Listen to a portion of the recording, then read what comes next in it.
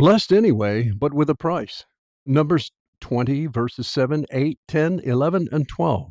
The Lord said to Moses, "Take the staff, and you and your brother Aaron gather the assembly together, speak to that rock before their eyes, and it will pour out its water."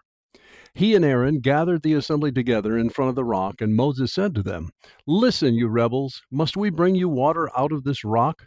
Then Moses raised his arm and struck the rock twice with his staff. Water gushed out. But the Lord said to Moses and Aaron, "Because you did not trust in me enough to honor me as holy in the sight of the Israelites, you will not bring this community into the land I give them." New International Version. May I dare to think out loud today? I'm amazed at a God who demands such explicit obedience. At times, it seems we have an almost overbearing God demanding such exactness in one's actions that when not followed to the T, he punishes and withholds blessing. At least that's what it looks like, right? I suggest it is far more than this, and why it is so important to study the Bible in its entirety of context before making declarations like the above. We must remember who this God is, the creator of this universe, the only God who is to be worshiped, the God who is above all other gods, the wonderful counselor, the everlasting Father, the God who will bring final judgment upon the earth. Yes, he is a jealous God who demands all of our praise, worship, and love. So, what went wrong with Moses? One little word and one little action may give us the clue to what stood in the way: the promised land. A simple word, hardly worthy of our notice, and it's the same word in every translation in which I looked: we.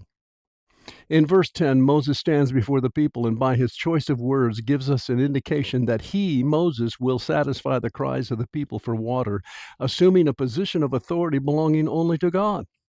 In his anger, he took up God's offense and presented Aaron and himself as the ones to bring this water to the people. Further, God said to speak to the rock, not strike the rock. His disobedience was greater than merely striking the rock versus speaking to the rock. I see his disobedience as following his human anger and self taking center stage rather than allowing God's holiness to take center stage. Verse 12 brings evidence to this when God says, "Because you did not trust in me enough to honor me as holy in the sight of the Israelites." God is saying to us, never let your human efforts attempt to overshadow my holiness, or never assume my holy position. Final point. Did you notice God brought forth the water anyway? It's very much like that today. We experience some of God's blessing because God's incredible grace in spite of ourselves and even when we are living in disobedience. But there is coming a day when his grace will be replaced with his wrath, and we will be held accountable for every word, every thought, and every action. Then what? There is only room on the stage for one person: God.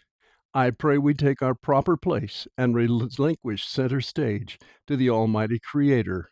Lord, be merciful.